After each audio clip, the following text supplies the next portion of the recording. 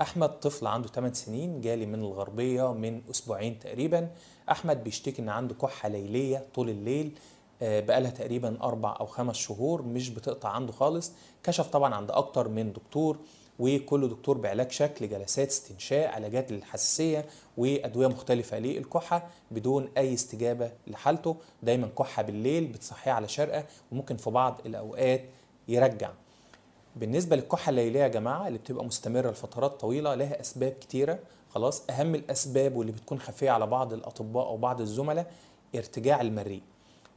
أحمد طبعا احنا ادينا له طبعا أدوية للكحة، وكملنا له أدوية للحساسية لأن هو كان مريض حساسية صدر أصلا.